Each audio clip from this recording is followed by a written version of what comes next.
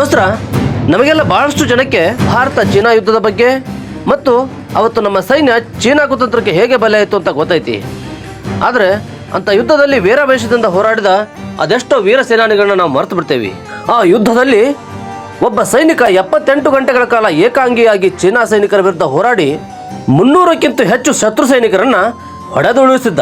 1962ರ Bharat China ಯುದ್ಧದಲ್ಲಿ ಅರುಣಾಚಲ ಪ್ರದೇಶದ ತವಾಂಗ್ನ ನೋರಾರಂಗ್ ಯುದ್ಧದಲ್ಲಿ ಯಾರೂ ಊಹಿಸಲಾಗದ ಪರಾಕ್ರಮ ಮೆರೆದ ಆತ ಕೊನೆಗೆ ಹುತಾತ್ಮನಾದ.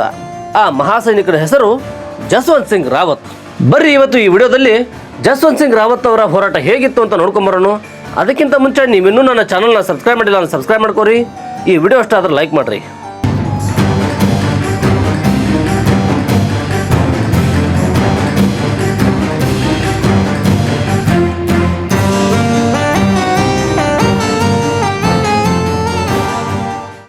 ಆಗ 1962ರ ಭಾರತ ಚೀನಾ ಯುದ್ಧ ಅಂತಿಮ ಹಂತದಲ್ಲಿತ್ತು. 14,000 ಅಡಿ ಎತ್ತರದಲ್ಲಿ 1000 ಕಿಲೋಮೀಟರ್ಗಳ ಕ್ಷೇತ್ರ ಯುದ್ಧದ ಮೈದಾನವಾಗಿತ್ತು. ಈ ಸ್ಥಳ ಎದೆನಡುಗಿಸುವ ಚಳಿ ಮತ್ತು ಕಲ್ಲು ಬಂಡೆಗಳ ದುರ್ಗಮ ಪ್ರದೇಶ ಆಗಿತ್ತು. ಆದರೆ ನಮ್ಮ ಸೈನಿಕರು ದೇಶದ ರಕ್ಷಣೆಗಾಗಿ ಅಲ್ಲಿ ಹೋರಾಡ್ತಿದ್ರು. ಚೀನಿ ಸೈನಿಕರು ಭಾರತದ ಭೂಮಿಯನ್ನು ಆಕ್ರಮಿಸಿಕೊಳ್ಳುತ್ತಾ ಗಡಿಯನ್ನು ದಾಟಿ ಮುನ್ನುಗ್ಗುತ್ತಿದ್ದರು. ಅವರು ಅರುಣಾಚಲ ಪ್ರದೇಶದ ತವಾಂಗ್ಗಿಂತ ಮುಂದೆ ಬಂದು ತಲುಪಿದ್ರು. ಭಾರತೀಯ ಸೈನಿಕರು ಕೂಡ ಚೀನಾ ಸೈನಿಕರನ್ನು ಹಿಮ್ಮೆಟ್ಟಿಸಲು ಜೀವದ ಹಂಗನ್ನು ತೊರೆದು ಹೋರಾಟ ಮಾಡ್ತಿದ್ರು. ಚೀನಾ ಸೈನಿಕರ ಆಕ್ರಮಣವನ್ನು ಎದುರಿಸಲು ಸಾಕಷ್ಟು ಶಸ್ತ್ರಾಸ್ತ್ರ ಮತ್ತು ಸೈನಿಕರು ಕೊರತೆ ಉಂಟಾದ್ದರಿಂದ ಗಢವಾಲ್ ರೈಫಲ್ಸ್ ಬಟಾಲಿಯನ್ ಅನ್ನು ಹಿಂದಕ್ಕೆ ಕರೆಸಿಕೊಳ್ಳಲಾಯಿತು. ಆದರೆ ಜಸ್ವಂತ್ ಸಿಂಗ್ ಹಿಂದಿರುಗುವ ಬದಲು ತಾನೊಬ್ಬನೇ ಅಲ್ಲಿದ್ದು ವೈರಿಗಳನ್ನು ಹಿಮ್ಮೆಟ್ಟಿಸಲು ನಿರ್ಧರಿಸಿಬಿಟ್ಟ.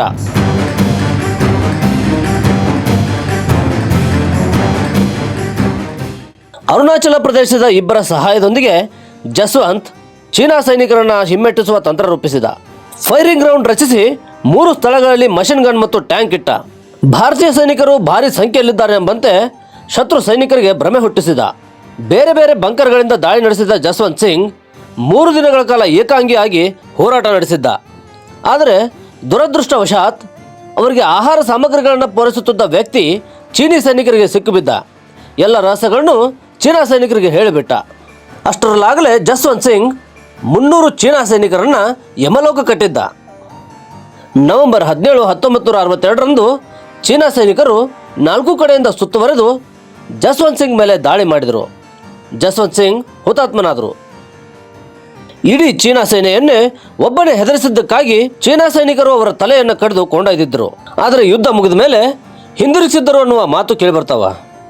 ಆತನ ಧೈರ್ಯ ಸಾಹಸಗಳಿಗೆ ಪ್ರಭಾವಿತರಾಗಿದ್ದ ಚೀನಾ ಸೇನೆ ಆತನ ಹಿತ್ತಾಳೆ ಪ್ರತಿಮೆಯನ್ನು ನಿರ್ಮಿಸಿ ಭಾರತೀಯ ಸೈನ್ಯಕ್ಕೆ ಉಡುಗೊರೆಯಾಗಿ ನೀಡಿತ್ತು.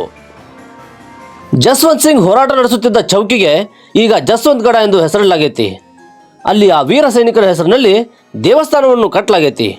ಅಲ್ಲಿ ಆತನಿಗೆ ಸೇರಿದ ವಸ್ತುಗಳನ್ನು ಇರಿಸಲಾಗೈತಿ. 4 ಸೈನಿಕರು ಆ ಕೋಣೆಯನ್ನು ನೋಡ್ಕೊಳ್ತಾರ. ರಾತ್ರಿ ಆದಾಗ ಆತನಿಗಾಗಿ ಹಾಸಿಗೆಯನ್ನು ಹಾಸಿರಲಾಗ್ತತಿ. ಸಮವಸ್ತ್ರಕ್ಕೆ ಇಸ್ತ್ರಿ, ಶೂ ಪಾಲಿಸ್ ಸಹ ಮಾಡಲಾಗಿರ್ತತಿ. ಸಾವಿನ ಬಳಿಕವೂ ಜಸ್ವಂತ್ ಸಿಂಗರಿಗೆ ಬಡ್ತಿ ಮತ್ತು ರಜೆಯನ್ನು ನೀಡಲಾಗತ್ತತಿ. ರೈಫಲ್ ಮ್ಯಾನ್ ಆಗಿದ್ದ ಅವರೀಗ ಮೇಜರ್ ಜನರಲ್. ದೋಸ್ತರ, ಆಶ್ಚರ್ಯ ಏನು ಅಂದ್ರೆ ಜಸ್ವಂತ್ ಸಿಂಗರಿಗೆ ಆಗಾಗ ರಜೆಯನ್ನು ನೀಡಲಾಗಿರ್ತತಿ. ಅಂಥ ಸಮಯದಲ್ಲಿ ಅವರ ಭಾವಚಿತ್ರವನ್ನು ಹುಟ್ಟೂರಿಗೆ ಕಳಿಸಿ ರಜೆ ಮುಗಿದ ಮೇಲೆ ಮತ್ತೆ ಅದನ್ನು ಮರಳಿ ಜಸ್ವಂತ್ ಗಢಕ್ಕೆ ಮರಳಿ ತರಲಾಗತ್ತತಿ. ಸೈನಿಕರು ಹೇಳುವ ಪ್ರಕಾರ ಈಗಲೂ ಜಸ್ವಂತ್ ಸಿಂಗರು ಗಡಿ ಕಾಯ್ತಾರ. ಭಾರತೀಯ ಸೈನಿಕರಿಗೆ ಮಾರ್ಗದರ್ಶನ ಮಾಡ್ತಾರ. ಕರ್ತವ್ಯದ ಸಮಯದಲ್ಲಿ ಯಾರಾದರೂ ನಿದ್ದೆ ಮಾಡಿದ್ರೆ ಜಸ್ವಂತ್ ಸಿಂಗರ ಆತ್ಮ ಅವ್ರನ್ನ ಎಬ್ಬರಿಸ್ತೈತಿ ಅಂತ ಹೇಳಲಾಗ್ತೈತಿ. ಜಸ್ವಂತ್ ಸಿಂಗರ ಹೆಸರಿನ ಮುಂದೆ ಹುತಾತ್ಮ ಎಂದು ಎಂದೂ ಬಳಸಲಾಗಿಲ್ಲ. ಮತ್ತವರು ಈಗಲೂ ಕರ್ತವ್ಯದಲ್ಲಿದ್ದಾರೆ ಅಂತ ಎಲ್ಲರೂ ನಂಬತಾರ. ಉತ್ತರಾಖಂಡದ ಪೌರಿ ಗಢವಾಲ ಜಿಲ್ಲೆಯಲ್ಲಿ 1941 ಆಗಸ್ಟ್ 19ರಂದು ಈ ಜಸ್ವಂತ್ ಸಿಂಗ್ ಜನಿಸಿದ್ರು. ಆತನ ತಂದೆ ಗುಮಾನ್ ಸಿಂಗ್ ರಾವತ್. ಚಿಕ್ಕ ವಯಸ್ಸಿನಲ್ಲೇ ಸೈನ್ಯ ಸೇರಿದ್ದ ಸಿಂಗ್ ಗಢವಾಲ ರೈಫಲ್ಸ್ನಲ್ಲಿ ರೈಫಲ್ ಮ್ಯಾನ್ ಜವಾಬ್ದಾರಿ ನಿಭಾಯಿಸುತ್ತಿದ್ದ. ದೋಸ್ತರ, ಈ ಜಸ್ವಂತ್ ಸಿಂಗ್ ಬರೀ ಆತ್ಮ ಅಲ್ಲ, ಜಸ್ವಂತ್ ಅವರೇ ಬದುಕಿದ್ದಾರೆ. ಅವರು ಪ್ರತಿಯೊಬ್ಬ ಭಾರತೀಯ ಸೈನಿಕರಿಗೆ ಸದಾಕಾಲ ದೇಶಕ್ಕಾಗಿ ದುಡಿಯುವ ಹಾಗೆ ಮಾಡ್ತಿದ್ದಾರೆ ಅನ್ನೋದು ಭಾರತೀಯ ಸೈನ್ಯದ ನಂಬಿಕೆ. ದೋಸ್ತರ, ಆಪರೇಷನ್ ಸಿಂಧೂರ್ ಆದಾಗಿನಿಂದ ಇಡೀ ಜಗತ್ತಿಗೆ ಭಾರತದ ಸೇನೆಯ ತಾಕತ್ತು ಏನು ಅಂತ ಗೊತ್ತಾಯಿತು. ಇಂತಹ ಸೇನೆಗೆ ಜಸ್ವಂತ್ ಸಿಂಗ್ರಂತಹ ಮತ್ತಷ್ಟು ವೀರರು ಈ ಸೇನೆಯನ್ನು ಸೇರಲಿ ಅಂತ ಆಶಿಸ್ತಾ ಈ ವಿಡಿಯೋ ಮುಗಿಸತಾನೆ. ಈ ವಿಡಿಯೋ ನಿಮ್ಗೆ ಇಷ್ಟ ಆಗಿದ್ರೆ ಲೈಕ್ ಮಾಡಿರಿ. ನೀವು ಇನ್ನೂ ನನ್ನ ಚಾನಲ್ನ ಸಬ್ಸ್ಕ್ರೈಬ್ ಮಾಡಿಲ್ಲ ಅಂದ್ರೆ ಈ ಕೂಡಲೇ ಸಬ್ಸ್ಕ್ರೈಬ್ ಮಾಡ್ಕೊರಿ.